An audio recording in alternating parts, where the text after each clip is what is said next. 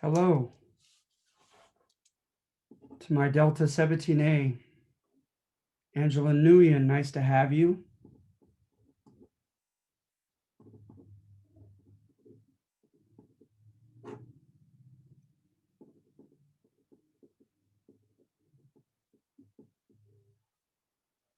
Aurelie.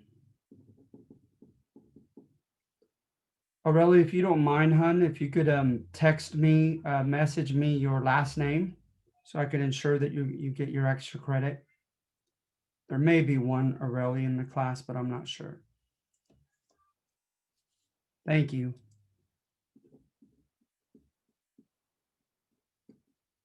All right, great. Okay, guys, thank you, ladies, for coming. You'll get extra credit for it, okay? So what we're getting into is the great man history of the early republic. And remember, great man does not mean that they are necessarily calling these leaders morally great people. What it implies is that they believe that uh, things happen the way they did historically regarding causation, what causes what to happen, because of the decisions and personalities of those great men in power.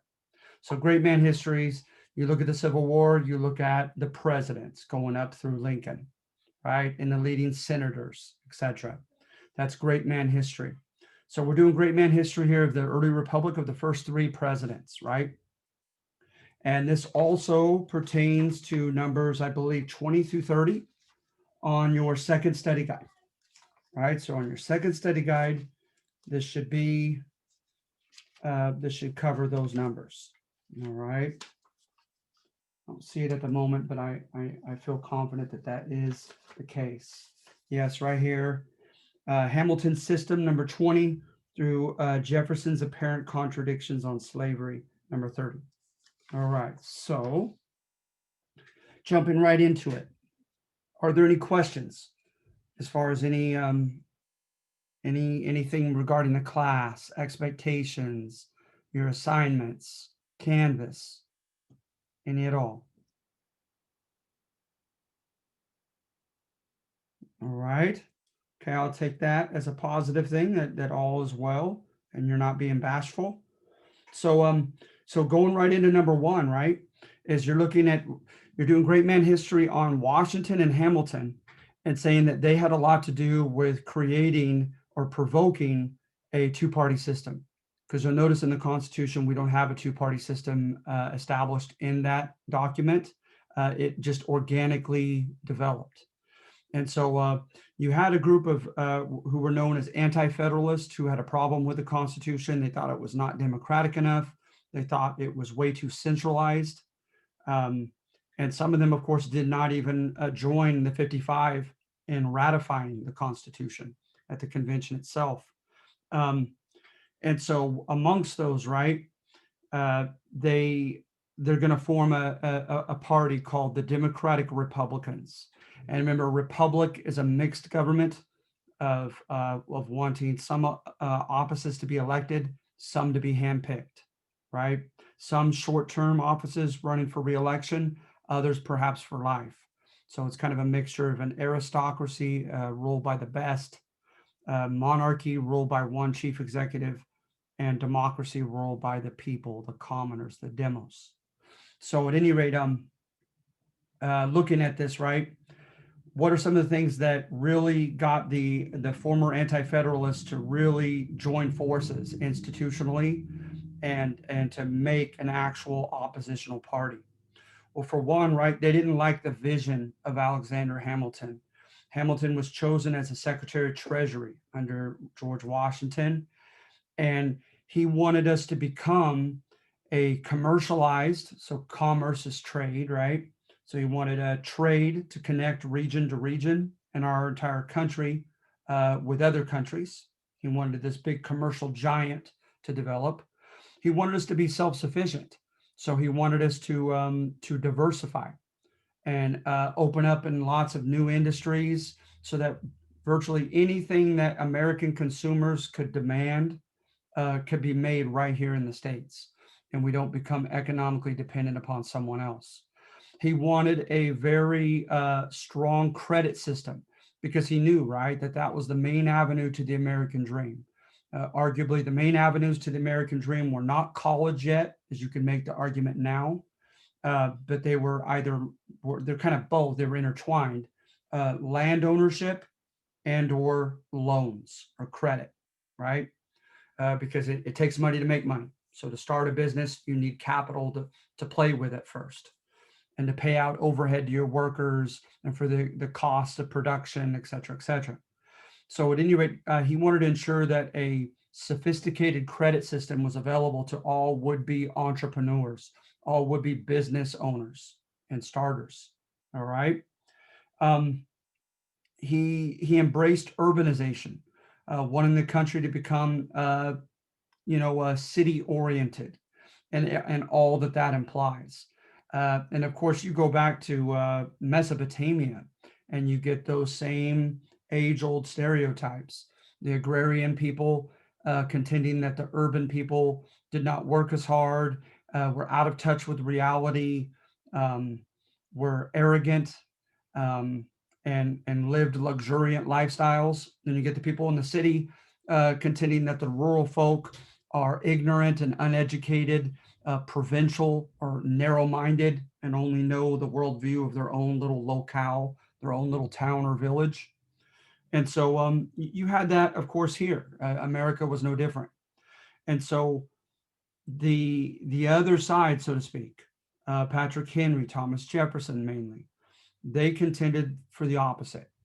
To them, right, they thought that from the Enlightenment works that they were reading, kind of almost along the lines of the noble savage argument about Native Americans, is that people were writing in the Scottish Enlightenment, like Gordon and Trenchard and other writers up in Scotland, contending that the average person has sagacity, has worldly wisdom, has the ability to see through people, to see through things, to make wise, practical decisions without any need of a formal education. And that there was almost a pristine innocence about farmers in particular, because they had not been tempted by all the consumerism in the city, buying things that they need not buy, right? To just kind of ostentatiously show them off. Um, Greed, deception, all of that, right? So it was kind of the notion that civilization, and that's a little bit ironic with the Enlightenment, is what almost everything they upheld, they believed to have been civilized, right? Uh, Natural rights, checks and balances, constitutionalism, popular sovereignty. They saw that as synonymous to being progressive or forward-looking or modern, right? Or civilized. But at the same time, remember, they wanted to adhere to natural laws. And going back to nature or God's laws was the most healthy thing a society can do. And many, quote, civilizations, who happen to be ironically the most sophisticated with military technology, with economic development, they thought happened to become, ironically, barbaric morally, that they had corrupted the natural laws of things, and were living in ignorance and superstition and tyranny and greed, etc. So it's one of the paradoxes of the Enlightenment. And so to the liberals at that time period, they wanted America to stay agrarian, to keep farmers on their farms. And in particular, they didn't even want them to become cash crop farmers, of growing a crop and selling it for profit, because they thought they would be at the mercy of the vagaries of the market, of supply and demand, of the middlemen, merchants, etc. They wanted them to be subsistence farmers, to grow their own food, so that Aristotle had written this, that for a free people truly to be autonomous politically and make their own decisions and rule their own destiny, they have to become economically autonomous or independent as well, so that they're not at the mercy of creditors, of lenders, right, and bankers, of employers, of landowners, etc. So to them, right, to the liberals of that time period, they wanted America to be pristine and agrarian and decentralized and farmers running their thing. Jefferson had even quoted Plato's Republic, and saying that perhaps there ought to be villages of 100 leading men of the families to democratically make a lot of the key decisions in their locale. But of course, that's not what's going to happen, right? If you look today, I think you could definitely make the inference that Alexander Hamilton's vision won out, right? But at any rate, at that time, it didn't look inevitable per se at the time of Washington's administration, but America was already moving in that direction from the mid 1700s. And so not only did the liberals not like the vision that Hamilton had, but they certainly didn't like his methods, his means, the way by which he tried to get to that goal. Those concerned them even more, arguably. And so what were some of those methods? Is for one was to just get more government involvement in the economy. Hamilton wanted to have the federal government take over states' debts. Now, on the surface level, right, how could that be a bad thing? You're South Carolina, you're in debt, and then now the federal government's going to bail you out. Thank you very much, right? But remember, the liberals of that time period were libertarians. Remember, libertarian is like, don't tread on me. You have a healthy, what you believe to be a healthy distrust of government. And so at any rate, with this libertarian belief, that didn't bode well with them, because the idea is, right, what the government comes into the state of South Carolina to do to help out their debt today, they could abuse that power tomorrow by controlling their budget, by having strings attached to this federal help. And so that was the kind of notion, that was the kind of thinking that that pervaded the liberal ideology at that time, is you don't want especially big, strong central government nor big business to step into your locale and take things over. Even if it does benefit you in this instance, it probably won't benefit the next generation once their foot is proverbially inside the door. So that was disconcerting. And then also, right, the government was subsidizing, right? They're financially patronizing, they're helping businesses. And the idea of Hamilton, right, this really goes into full cycle when you get to the railroads, right, later on in the mid to late 1800s, is that the idea is what's good, if what's good for your company is good for America, then the federal government is going to help you help subsidize that. And so it's supposed to be industries that will benefit the entire country. And not just that, but industries that require a lot of deferred gratification, whereby you have to put out a lot of money before you ever see a penny of profit coming in. And again, what better example than the railroads having to get the molted wrought pig iron, and then later the steel, and have everything constructed on the rails, have the carts constructed, right? Paying all the laborers and all the equipment to do that. Have them lay miles of track and pay daily salaries to all your workers before you could ever have your first clients or customers to ride, to either put their freight on it and charge them by the pound for it, or to ride as passengers and charge their transportation. And so the idea was, to Hamilton, is people are inherently a bit lazy and a bit self-centered and selfish, and people want to go to the most immediate, easy path. And so when they have that capital to start a business, they think, okay, I could do a railroad, but boy, I could do B, C, D, and E. That would require a lot less money up front. I could start yielding profit within the second month instead of waiting almost a year to see a dime of profit. So what's in it for me, right? To go for railroads. That's too risky. It's too costly. So the government declares they're going to make it worth their while. right? Not, of course, in their own rhetoric, simply to be a pawn of a big business or a partner of big business, but that because they believe that once the railroads are established, the entire country will benefit from that. And so that's what the industries began to receive were subsidies from Hamilton and the federal government. But again, what does it look like? Is it looks like a kind of a marriage between big government or government and big business, which critics might call a plutocracy. All right. And of course, that frightened the liberals. Then also bond revenue, certificates by which you purchase as a citizen to lend money to the government, and they promise to pay you back with interest to make it worth your while.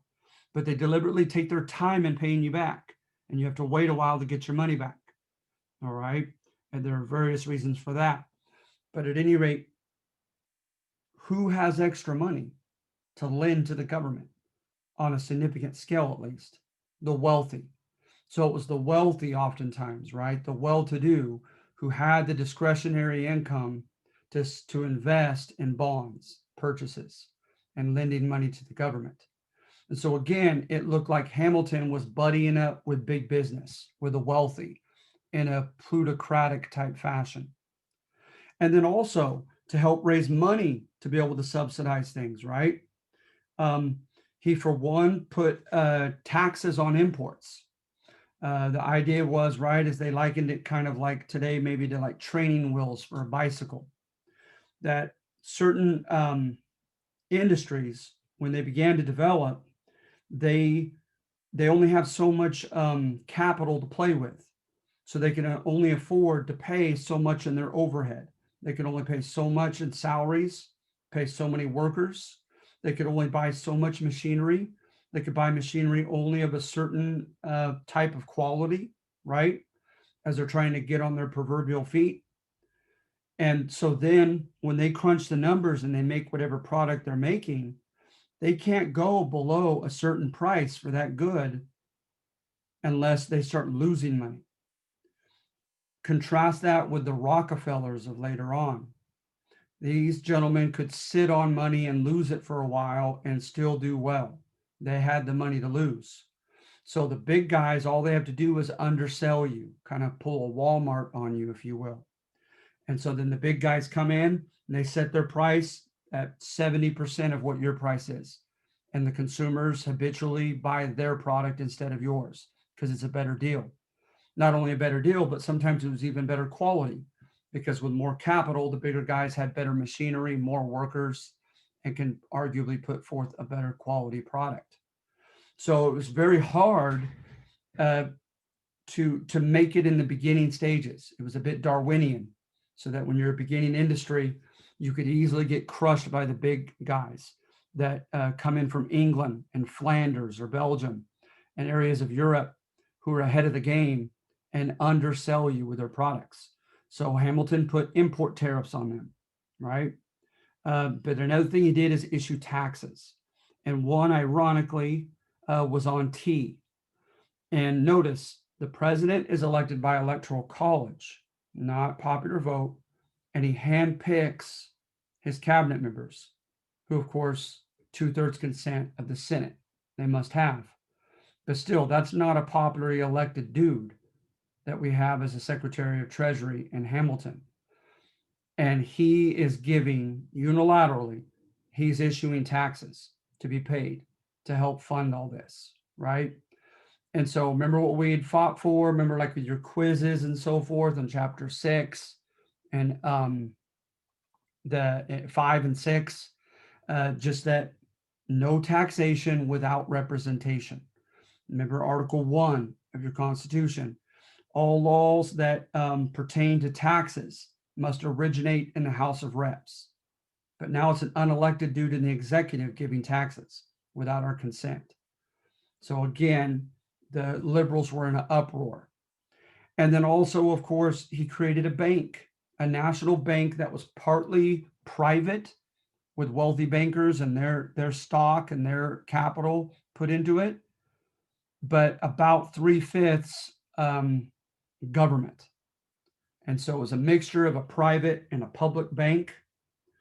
Where in the Constitution does it say they can do that?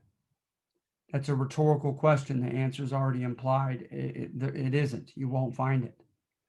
So what in the heck? He's doing things that the Constitution does not explicitly say he can do. Well, he and his lawyers began to argue the necessary and proper clause. And the necessary and proper clause at the end of that section of specifically stated or enumerated rights in Article 1, Section 8 that Congress can do. It says they can also do whatever is necessary and proper to carry out anything else on that list. So to a lot of libertarians, that was a scary blank check, the necessary and proper clause, because it was vague and it could be used in a myriad of ways and rationales, right? To let Congress do things that were not on that list. And sure enough, it went to the Supreme Court and then made just that decision, that it fell under the necessary and proper clause to be able to build a bank, because it helped them on that list to regulate trade and to tax and make decisions on tax revenue. So it worked. Madison is going to switch sides, James Madison. And he literally is going to, Thomas Jefferson is going to befriend him, and Madison is going to join the ranks of the Democratic Republicans against these Federalists who were in the administration of Washington. Now, Washington himself, the popular notion is that he was really big on the Roman concept of civic virtue. Tacitus, who else? Cicero. They wrote about how they fought and they bled for Rome as soldiers. And as soon as they were done fighting and too old and had to retire from the army life, they entered politics as their next kind of nobleman's obligation, to fight for those less fortunate, but now no longer literally fighting on a battlefield, but fight on the battlefield of politics. And that they were never to concern their own selfish interest of what would be best for them and their own class, but what was best for the Romans as a whole. So Washington was really big on civic virtue, and he was frustrated with this formation of two kind of parties, right? And of course, he called it partisanship, Partisanship. And partisanship, the way I've interpreted in reading upon the subject, is that basically you put what is best, what is in the immediate best interest of your faction above anything else. And remember, James Madison wrote about factions, a group of like-minded people who share the same beliefs, and or a group of people from the same economic class who have the same economic self-interest. Okay, so as a faction, right, let's say you're a cash crop farmer. So you only want to elect people, you only want to pass legislation that benefits cash crop farmers and nothing else. To Washington, he expressed disdain for that publicly. He thought that was selfish, greedy, short-sighted, and also dangerous, and creating this jockeying for power by different lobbyist groups throughout the country. But nevertheless, that's what seemed to happen. And so this kind of partisanship. And so he tried to stay above the fray. He wouldn't make it clear. He would not really join one party or another. He kind of balanced out his cabinet with liberals like Jefferson and Edmund Randolph, and then conservatives like Hamilton. He tried to play a balancing act as far as making each side happy, and that with the liberals, he started the press conferences, which you won't find in Article 2 that the president has to do, but he opened up press conferences to show that he was accountable and he was transparent before the people and not some distant, arrogant monarch, as our first president. He, of course, recognized the First Amendment and allowed newspapers like Philip Freneau's National Gazette or the Aurora that just tore into him on a weekly basis in his administration. He let them do it without any kind of reprisal. He went on goodwill tours, shook hands, kissed babies, right, etc. So he tried in some ways to allay the fears of the liberals that he was not too conservative. However, what I've already mentioned about Hamilton alone and the fact that he kept Hamilton on such a long leash to seemingly do as he pleased began to engender a sense of resentment toward the president by the end of his second term, that he wasn't fooling anybody, that he must have truly been all along a Federalist. Also, when the Napoleonic Wars happen, the French Revolution happens, the Gironde and then the Jacobins take Louis XVI, and then Austria, Hungary, and England and Prussia try to rescue the king, and then Napoleon takes over the army and says he's going to spread the French Revolution across the continent. And then the quote Holy Alliance fights against him, right? And these continental or Napoleonic wars. So it's tied to the French Revolution. Washington, right, seemed to be very, very sympathetic toward England. If you look up Jay's Treaty, we allowed the British to really take advantage of us with commercial terms, and we kind of just took it in the chin. Now, he did declare officially neutrality, the president did, in the midst of these continental wars in Europe. But again, people felt like there were a lot of people on the left who felt like the French Revolution was the final manifestation of what we had begun in 1776, but didn't take to its logical conclusion, namely the ideas of the Enlightenment, and carry them out in government. Okay, checks and balances, accountability, popular sovereignty, constitutionalism, etc. So, and then what really gave a bad kind of a black eye to the administration as far as their public image was the Whiskey Rebellion, right? Where poor farmers who could not compete in wheat and corn with the bigger farmers began to instead distill their wheat or corn into whiskey. And it was a more kind of a safer bet economically. And Hamilton put a fat tax on whiskey. So they refused to pay it. And then there were several steps that one escalated into the next, etc. So that so much so that you had an army, and almost an ad hoc army of angry, poor farmers. And the right, the conservatives, the Federalist administration wanted to make a statement.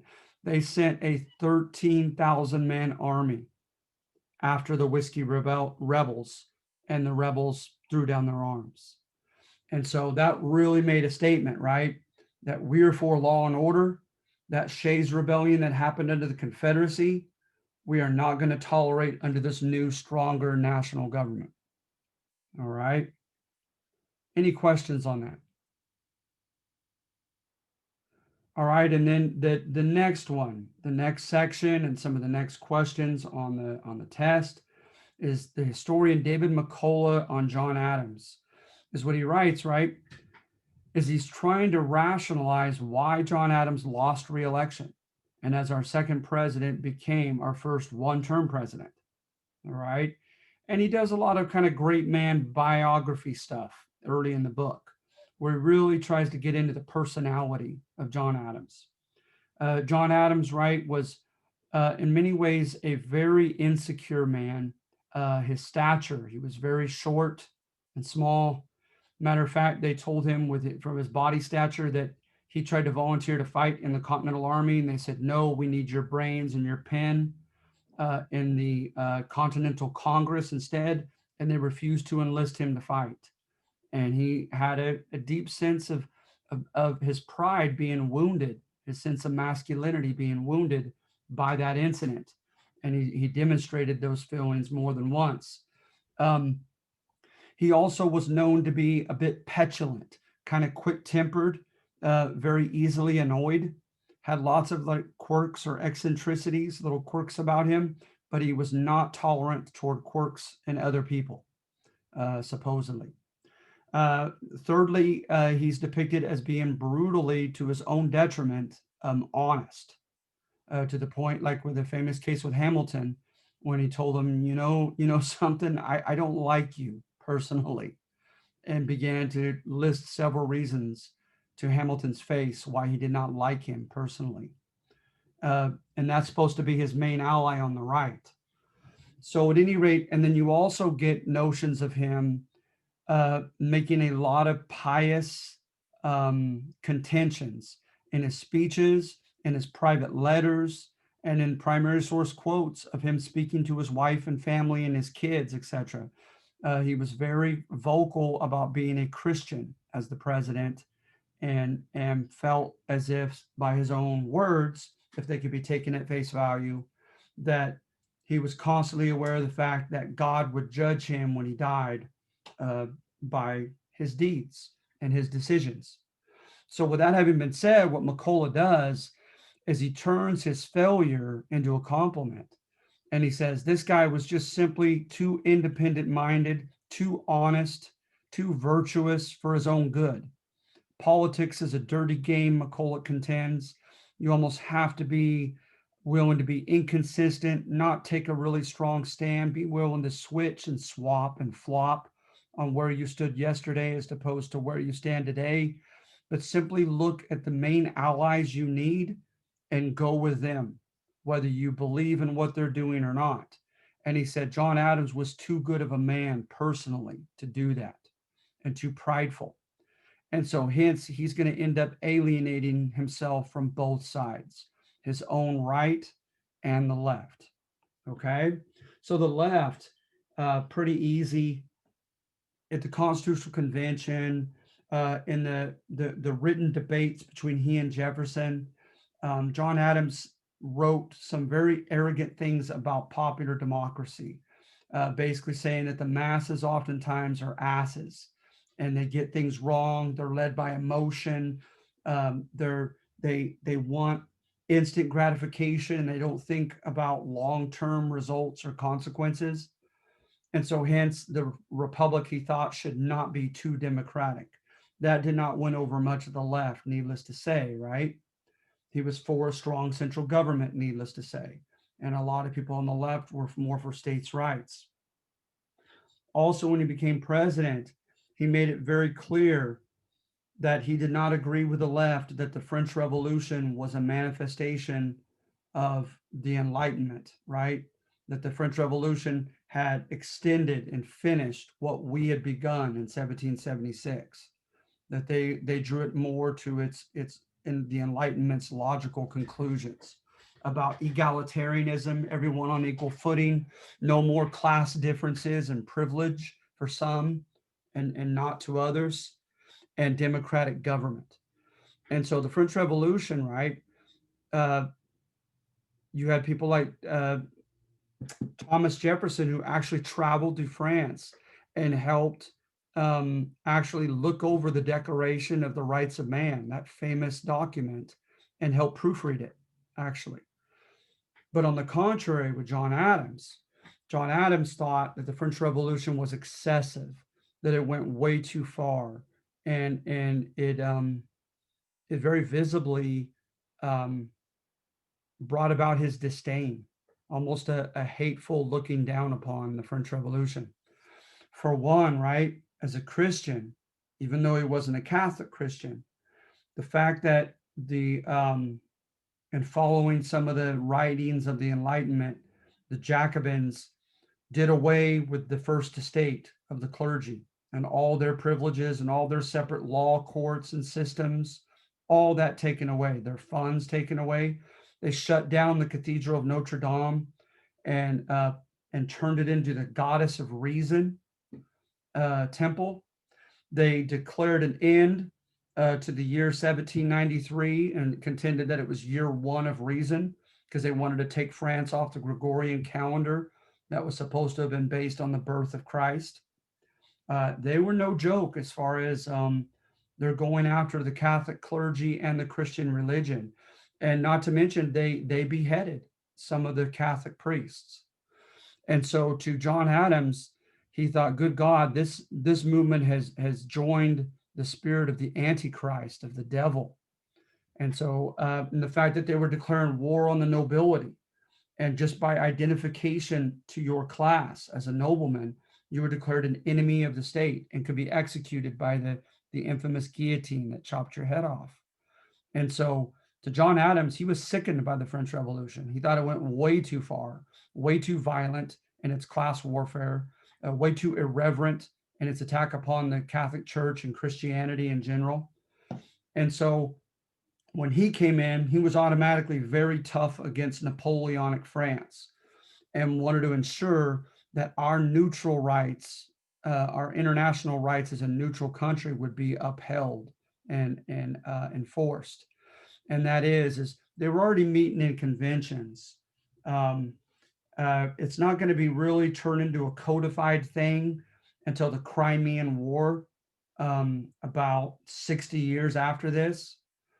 But there already had been a kind of a tradition, if you will, coming from the Catholic Church as early as the 300s with St. Augustine, the early 400s, that a notion of just war doctrine that would form the foundation of the later on United Nations and NATO, as far as international laws and expectations on how wars are to be fought, et cetera, et cetera. It's a fascinating topic.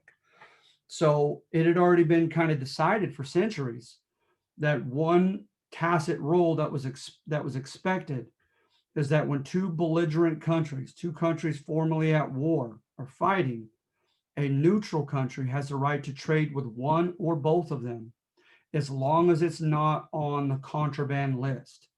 And of course, the contraband list constitutes anything military oriented, so that you're not really being neutral if you're selling guns to just one side and providing ammunition to just one side. But as long as it's non-war materiel, it was the right of a neutral nation to trade what it wants with either or both belligerent powers at war. Well, both sides were depriving us of that right. And when Napoleon did it, John Adams took a harsher stand. He raised the Navy and he engaged in a convoy system twice a year. Naval frigates basically chaperoned the private merchants toward the Mediterranean and the end of the Atlantic and the Mediterranean to protect them from French privateering against them. And in some cases, of course, shots were fired and actual battles were fought. So it was called by the press the quasi or almost or sort of war, right? QUASI dash war. So this quasi war, the left did not like this clearly because they were supportive of the French Revolution. And now this conservative president is having our Navy actually fight against the French Navy, even though technically we're still neutral. So clearly they weren't for that. And also John Adams' administration, it was his Congress, not him, but of course he supported it and chose not to veto them. They offered the Alien and Sedition Acts. The Alien Act gave a congressionally given power to Congress, found in Article 1, Section 8, saying that Congress shall make decisions about naturalization and immigration. They handed that over to the president and stated, you, president, have the right to deport French radical immigrants. Because what was happening, had happened for the last few years, is there was a gentleman who came on behalf of the Jacobins during the heightened sense of, or it may have been the Gironde, but at any rate, he came from revolutionary French government at the time to try to enlist American enthusiasm for the French Revolution and to help Napoleon's war out. And he went on a speaking tour here in America as a French citizen. And because their revolution, it was supposed to be egalitarian, everyone's on equal footing. Instead of the count of this, the duke of that, right? No more of that was to be recognized. Everyone called themselves generically citizen. So he called himself Citizen Genet, Genet. And this Citizen Genet affair was very polarizing. A lot of Americans began forming Jacobin clubs in support of the French Revolution, raising money, some even volunteering to go fight as mercenaries across the Atlantic. And Washington was furious because he had declared neutrality and did not want us to get sucked into this. And so now with the Alien Act, John Adams could take any French radical rabble rousers, if you will, and deport them out of this country. Okay. And then the Sedition Act basically was a curtailment, a cutting short or limitation of our First Amendment right. That if in your expression you any way, right, promoted anything other than neutrality, if you supported help for the French Revolution, help for the French army, whether it be financial, whether it be literal, going to fight as a soldier, whether it be encouraging others to do so, right? And of course, in violation of neutrality, if you oppose the government itself and imposed any kind of threat of an insurrection against the government, you could not express those words. And so to this day, right, we have a clear and present danger clause that was established during World War I, so that you can't jokingly yell bomb on an airplane, right? You can't say something that might cause an immediate dangerous situation. And this was supposedly likened to that type of spirit of limiting our First Amendment. But the left did not like this at all. So why didn't the right like John Adams by the end of his first term? For one, he scarcely enforced either of those laws. And it wasn't incompetence. This man had an incredible work ethic. According to this biography by McCullough, he says it was proof that John Adams, that these two laws and the fact that they were kind of constitutionally doubtful or dubious, both of them, that it did not sit well with John Adams and his conscience. And so in all good conscience, he couldn't heavily enforce either law. And so that's arguable, but that's the interpretation McCullough gives for John Adams not really enforcing these controversial laws to a large number of people. Also, he sent diplomats to France who were pro-France and even pro-French Revolution to try to negotiate peace. Because remember, we never had formally declared war against Napoleonic France, but we were fighting that quasi-war with our Navy. John Adams kind of did a 180 and said, I don't want to fight anymore. I certainly don't want to ask Congress to declare war and actually fight a war.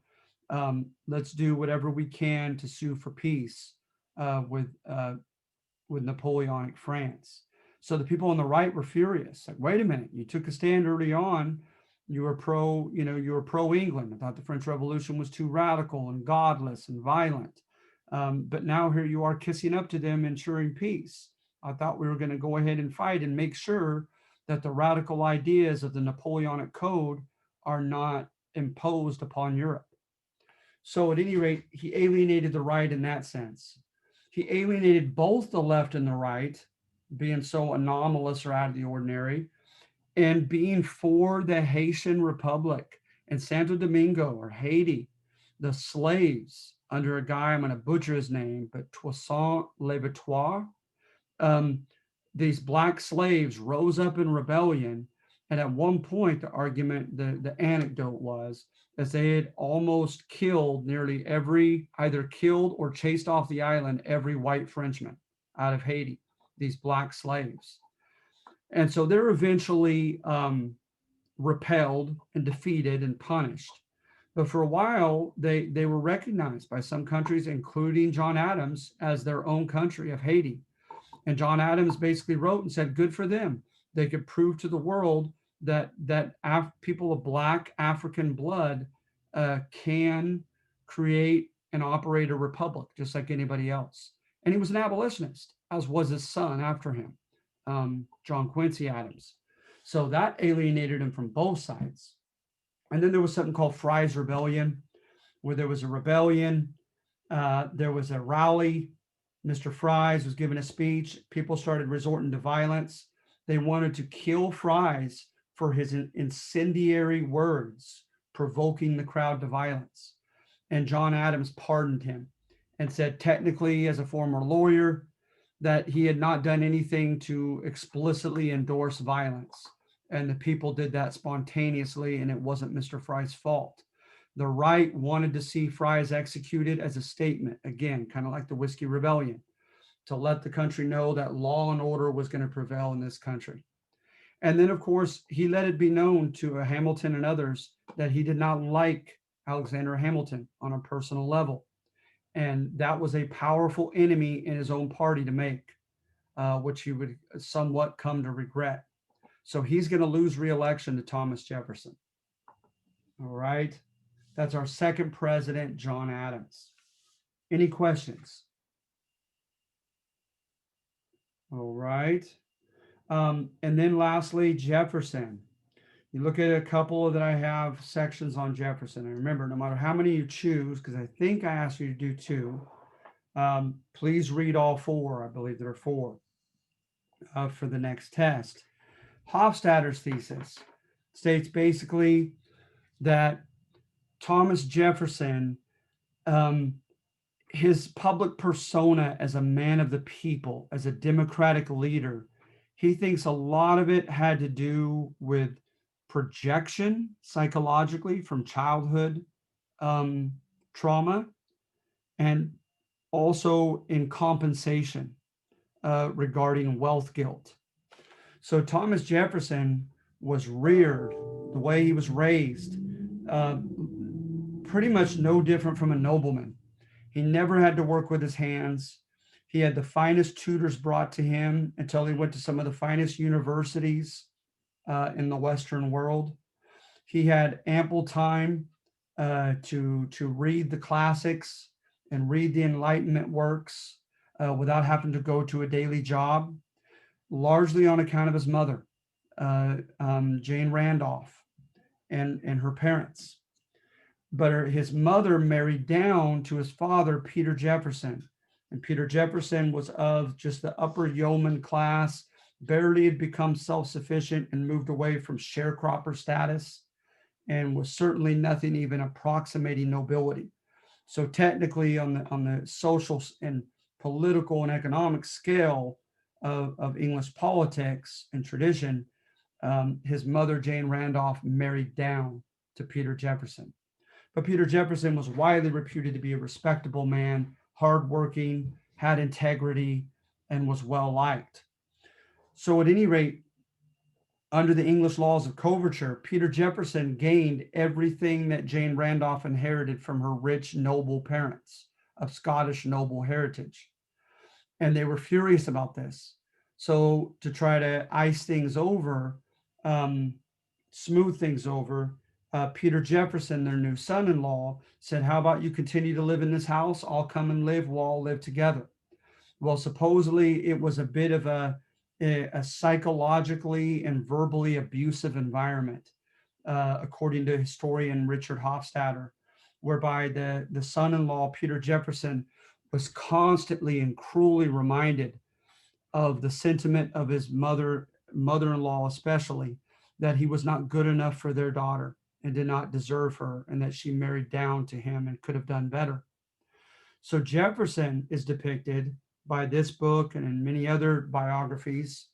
American Sphinx is another good biography on Jefferson, as being a very unconfrontational, even timid and bashful and hypersensitive young man. So supposedly he didn't have the guts to take his in-laws and mother on, but he secretly despised their behavior, and he hated the way they treated his father, and he hated the way that they put on airs and had this sense of entitlement just because of their family name without doing anything themselves good for humanity. And so, and also there was a sense that he never really got the affirmation and acceptance from his dad, his commoner dad, that he always wanted.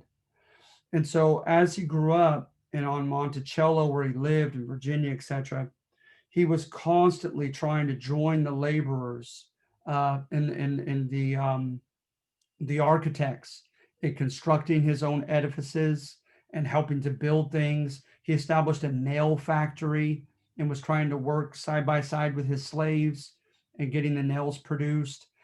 He had gardens and was into botany and thermometers. I mean, he was kind of a Renaissance man, as the book says, had a myriad of different talents and interests. Although he was kind of they say, a jack of all trades, but a master of none. But he at least tried. But some people believe there was a side that was perhaps a component to it in which he was trying to make his dad proud, even after his dad had died, that he was trying to convince himself and his dad that he was not an arrogant nobleman, but took nothing for granted, was willing to get his hands dirty, and would be common, down to earth, approachable leader that his dad would be proud of. And so he did that.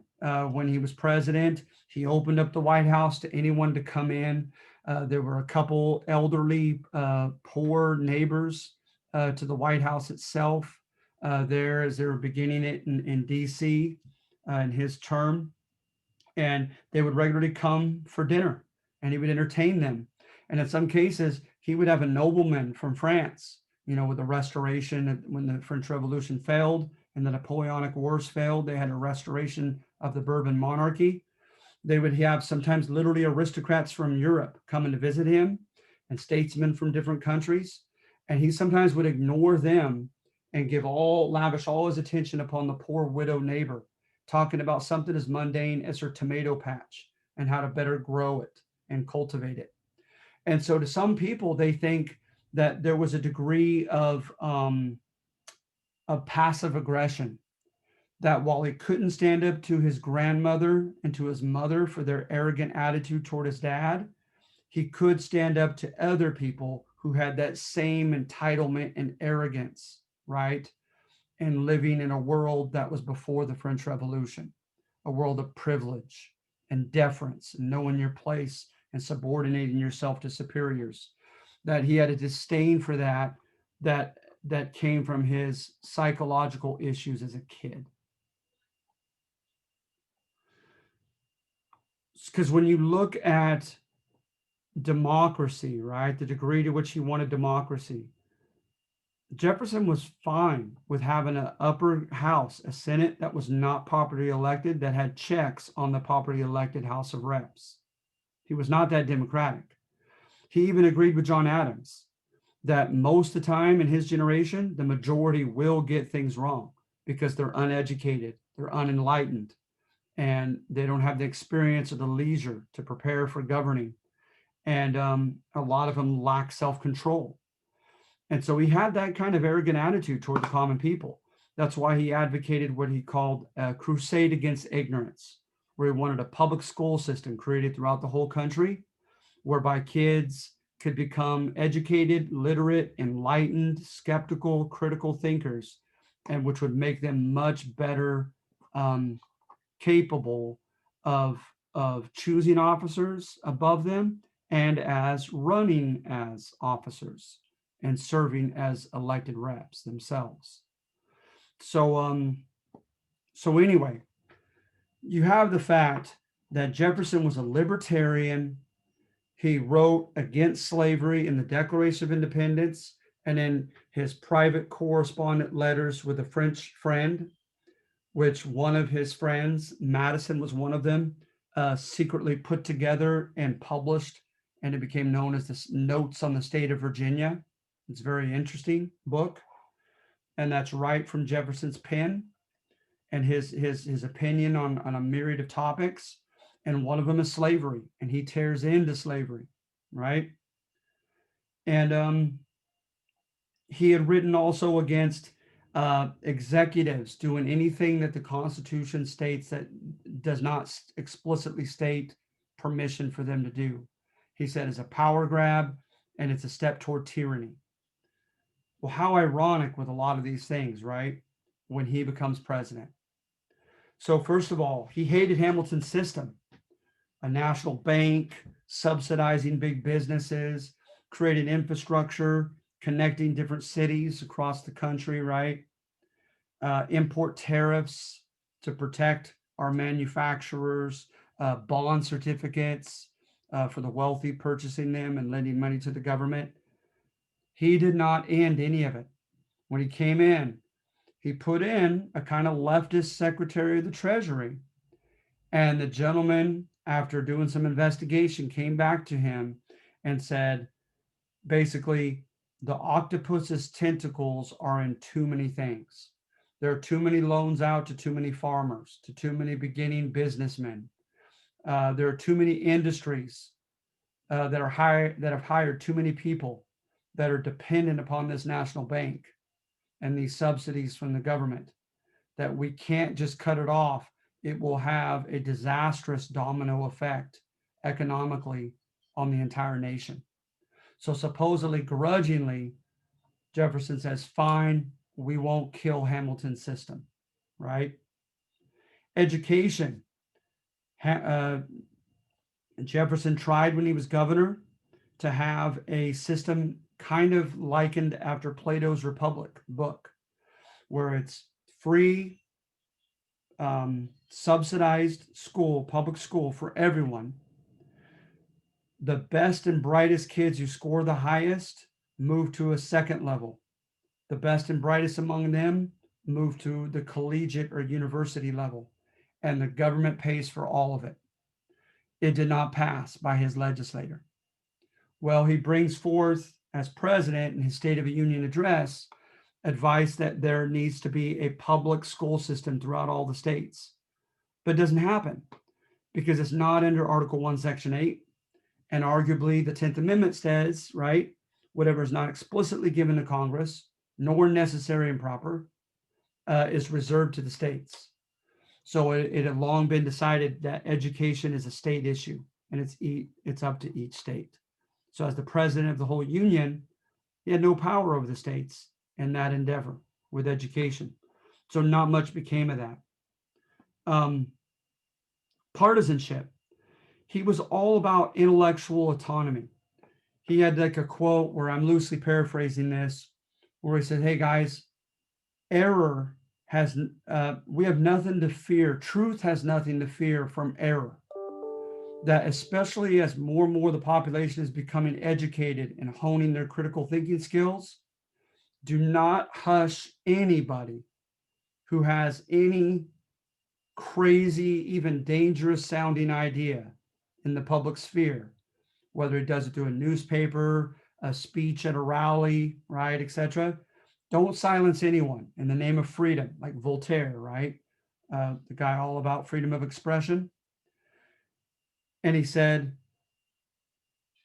basically, they tie it to the Hitler thing, right? That you could fool some of the people all the time. You could fool most of the people some of the time, but you can't fool most of the people all the time. And the notion is, right, that eventually there's collective wisdom enough that error will be discarded as far as poor and dangerous ideas in political discourse, and truth will eventually prevail. But when he became president, right, he was very partisan with the liberal newspapers and trying to always refute, even manipulating facts to refute the conservative newspapers. He put in his cabinet only fellow liberals and was very partisan in his choices. He did not, even amongst his liberals, like having too broad of a disagreement on certain key topics between his liberal cabinet members, because when they would begin to argue over dinner, he had on more than one occasion would just leave the room, said he couldn't handle the tension of the argument. So here he was about intellectual autonomy, but he was a guy who virtually surrounded himself with yes men and only wanted to empower people in his own party and not allow the opposition, the Federalists, to bring to the open public forum their own ideas. And then slavery. He had at any given time about 144 slaves. He did not even free them at death. He had a girlfriend in Sally Hemings, a few years after his wife died, giving birth to a second daughter. And he would take her to France, and they seemed to be pretty egalitarian in their relationship. Lock arm, holding hands, uh, made it clear that she was not his slave there in France, but his lover. But he felt by his own words that his own generation in America was not ready. He had written this, you guys, in the notes on the state of Virginia, saying that slavery is awful, but I'm not doing anything about it because my generation's not ready to take that on. They can't handle that yet. That was his excuse. And especially as a non-confrontational guy, he didn't want to fight battles that he didn't think he could win. Anyway, so at any rate, with the slaves, he reasoned that he never engaged in corporal punishment with them. He tried to minimize how often, which however he did on occasion, sell family members apart. He worked with them side by side and had somewhat of a less authoritarian relationship with them than many slave masters. He had 4 kids with Sally Hemings, this slave lover of his, and his daughter was in an abusive relationship with his son-in-law. He convinced her to leave him, and she came back to live with him. And she had a granddaughter with her. She sees that Sally Hemings is together with her dad, and that they have a beautiful daughter amongst their 4 kids. And according to primary sources, she gets insanely jealous and resentful, and she mistreats Sally and mistreats Sally's daughter. And Thomas Jefferson was asked on more than one occasion by Sally Hemings to stand up for her, and he would not do it. When the press came out with their affair, he would not admit publicly to their relationship and not stand up for that relationship in which he claimed to have loved Sally. That with their 4 kids, their oldest son, Beverly, was supposed to get his freedom at 18. The news came out, I kid you not, when he was about 17. And Thomas said, "I'm sorry, son, but we have to wait till this dies down before I can give you your freedom. I'll take too much flack over letting you go." And so Beverly ran away. And I don't know of him ever seeing his dad, Thomas, again. So you have these cases, right, with slavery, where a common theme that I have in the handout is I copied from the textbook, is Alan Brinkley contends that first of all, you have a gentleman who was not confrontational, who was not courageous, who was not much of a fighter, and he had his beliefs over here proverbially to the left, but when he became president, he faced certain realities that he could not even begin to contend against. That those realities, it would have been like trying to fight the waves of the ocean. That it would have been absolutely impossible battle. And so that's what Brinkley states, right, in his chapter, is that Jefferson became convinced he had to change his thoughts, change his tactics, and accommodate to these forces that were larger than he was, right? And no longer be an idealist. An idealist to me is someone who sees the world not as it is, but as it ought to be, into a pragmatist, someone who doesn't worry about right and wrong, ethical or unethical, but just makes the best common sense decision that yields the best practical results, right? So that's the common thesis in the handout and in the textbook, somewhat letting him off the hook, right, for great instances of seeming hypocrisy. And then also, he believed as a strict constructionist, right, that the president cannot do that which is not explicitly given him under Article 2 of the Constitution. Well, for one, right, at the Barbary coast of North Africa in Tripoli, modern day Tripoli and Libya, there was a part of the Sultanate going all the way to Istanbul in Turkey, right? A caliphate, if you will. and there was a basha, a governor, and he was killed by his younger brother, and the other brother ran for his life. And that brother who did that bold, violent act, his name was Yusuf Karamanli. And so Basha Yusuf takes over, and he allows literally a state-endorsed extortion system, whereby his corsairs, his paid pirates, would go from the North African coast throughout the Mediterranean, try to capture people, mainly private merchants, but sometimes they were naval frigates of an actual country, and militarily defeat them, come aboard, take them by sword and gunpoint, right? And then force them into slavery and take their stuff. And they would bring them back, and they would be rewarded richly by the Basha. And the Basha would gain prestige and also could gain good money from selling them over in Istanbul in the slave mart, which they were doing with a lot of Slavs, from which we get the term slave. And so at any rate, Karamanli was doing this to a large degree, and was confiscating goods and American citizens and having them abducted and held for ransom, and if not paid, sold into the slave market there in the Near East and North Africa. And so Jefferson, of all people, who wrote ill of George III in the Declaration of Independence, saying he built a standing army in times of peace, which is a menace to people's liberty, that there was no checks and balances with Parliament, that Parliament should have given its permission to raise an army and declare a war, and then and only then King George III should have been able to have been given discretion, limited discretion at that, as to where he could send his boys to go fight and die. And here he is now as president, and instead of asking Congress for permission, he engages in two acts unilaterally on his own as the chief executive, without a declaration of war and permission from Congress, which of course you will not find in Article 2 under the president. So at any rate, one of them was a guy named John Eaton, Eaton. And Eaton was a New Englander who was self-appointed and wanted to go to the Near East and formulate a coup, a COUP, a blow to the state by violence or the threat thereof. He received federal funds. He was to raise a mercenary army, and he was to grab the brother that had run away for his life.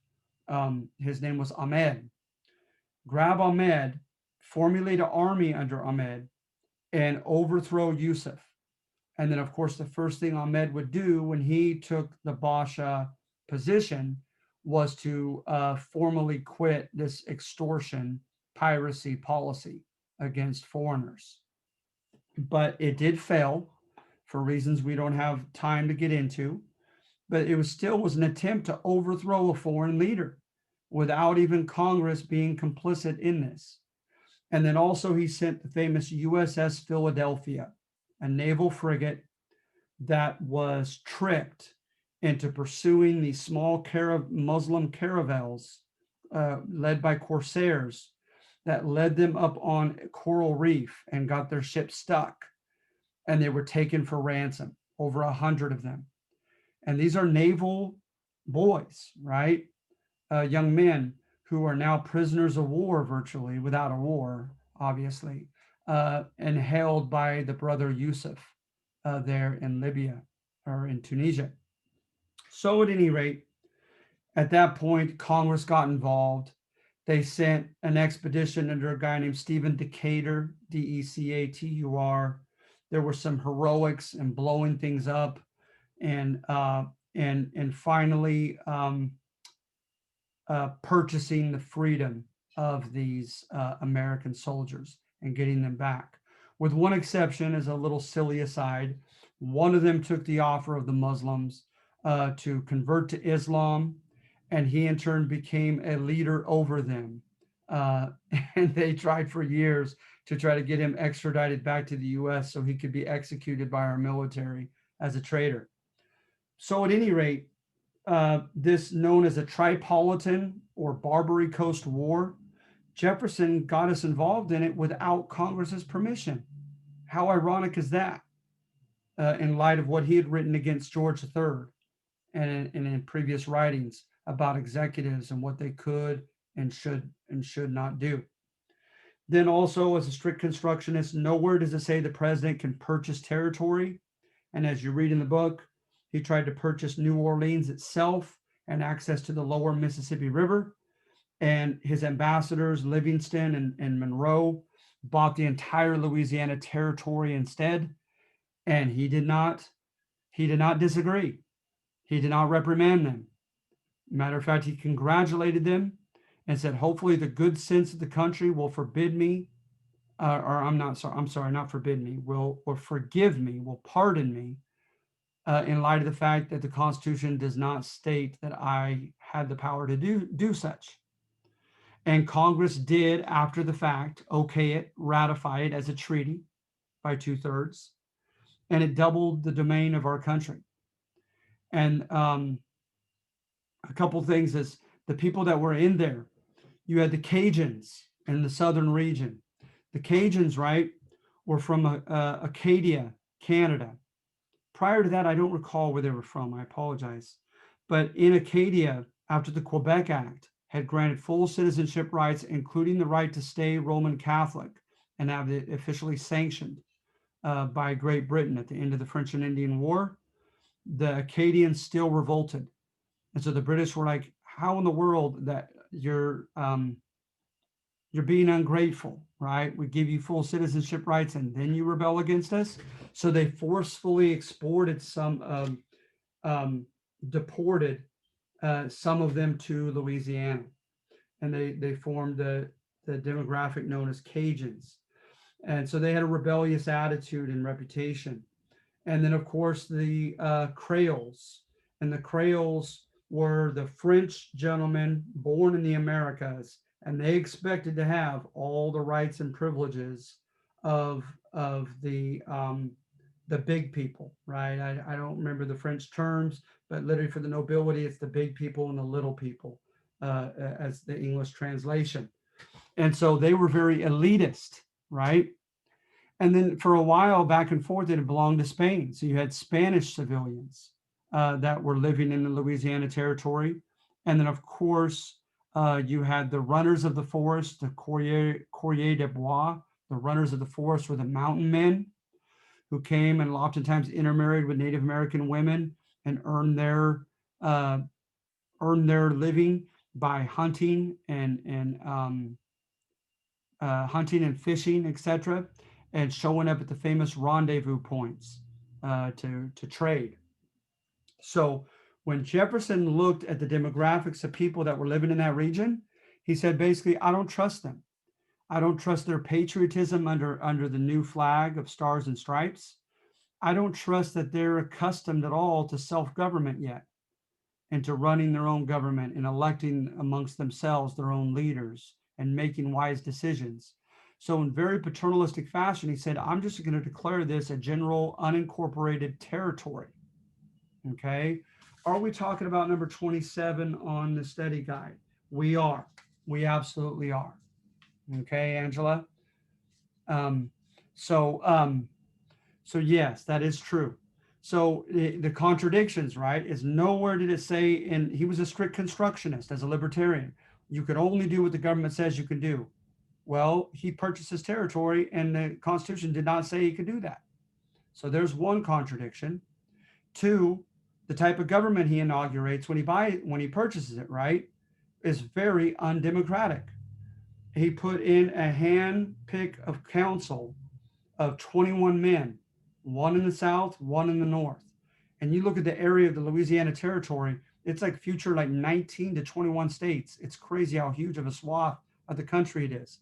It's crazy that he handpicked 42 mere men to rule over that entire region. And so that's another, irony or contradiction, is he didn't trust them with democratic government, not until they had gained statehood status in the future. And then also, as they were negotiating the purchase of the Louisiana territory, Jefferson sends more than one. The famous one, of course, is Lewis and Clark, but sends more than one military expedition, military and scientific expedition, right? Across the country to spy on the land that he's trying to buy. Now, for one thing, he was a very intellectually curious man. And Meriwether Lewis brought back a lot of samples of soil, of flora and fauna, of plant and animal life, um, latitude and longitude lines on rivers, etc., that fascinated um, Jefferson. They even found bones to a mastodon that they had unearthed. And of course, Jefferson was just enthralled with this. So I think there's evidence that there really was an intellectual curiosity on behalf of Jefferson, but there's also evidence that that was not all that may have motivated him. Because Clark, on the other hand, right? Clark came and said, "Greetings from your great white father, President Jefferson," and basically told them, "We're purchasing this land, and we need to know right now, can we trade with you and intermingle with you and live amongst you, or are we going to have to fight? Which one is it going to be?" And he wrote in his notes numbers of the strength and the number of warriors in each tribe and region that he ran into, and wrote of tribes that would likely be hostile against the American government and any white intruders for that matter. And so, on the other hand, right, it was like espionage. It was like a spying expedition that was pre-imperialist. I remember imperialist is that you impose your will upon another sovereign people without their permission. So was this kind of a pre-conquest expedition? Lewis and Clark, that is. All right. So those are all instances in which Jefferson was a paradox. He seemed in many ways to contradict himself. And in the handout and in the book, they make the contention that it was because he felt as if forces beyond his control were forcing him to adapt. All right. Are there any questions?